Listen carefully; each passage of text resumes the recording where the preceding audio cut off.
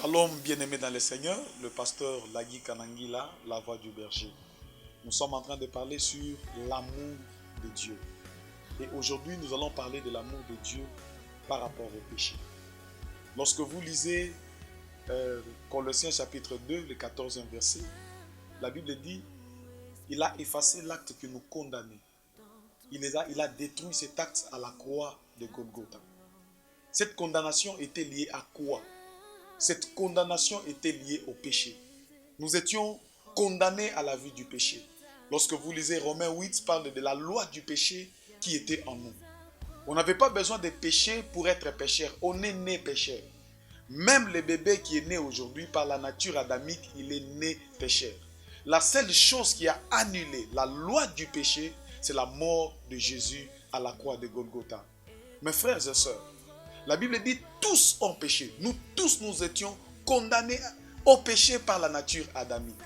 Et celui qui est condamné au péché, la Bible dit toute âme qui pêche mourra. Nous étions condamnés à la mort. C'est la mort de Jésus à la croix qui nous a rachetés de la loi du péché, qui nous a rachetés de la loi de la mort. J'aimerais dire à quelqu'un, ton péché a déjà trouvé des solutions dans la mort de Jésus à la croix. C'est à la croix que ton péché a trouvé solution.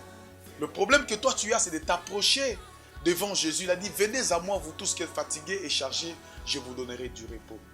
Quel que soit le niveau de ton péché, le péché de l'inceste, tu es dans une vie de désordre à un niveau très élevé. Les bras de Dieu sont là pour te recevoir. J'aimerais dire à quelqu'un, il y a une phrase qui me touche à la croix, c'est quand le Fils de l'homme il dit, Père, Père, pourquoi m'as-tu abandonné? Vous savez, depuis que le Père est Père, le Fils est Fils, ils ne se sont jamais séparés. Il s'essaie de dire à ses disciples, si vous me voyez, vous avez vu le Père. Il dit à Philippe, tu me vois, tu as vu le Père. Moi et le Père, nous sommes un. Il disait, je fais ce que je vois mon Père faire.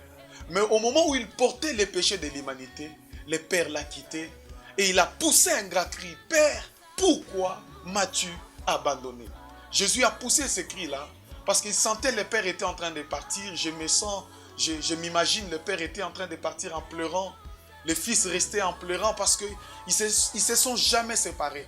Mais à cause de toi, à cause de moi, les liens qui ne s'est jamais séparés, s'est séparé parce que le Fils devait porter les péchés de l'humanité. Dieu a déjà porté ton péché. Quel que soit le niveau de ton péché, le péché de l'inceste, tu es un voleur, tu as été rejeté par la communauté.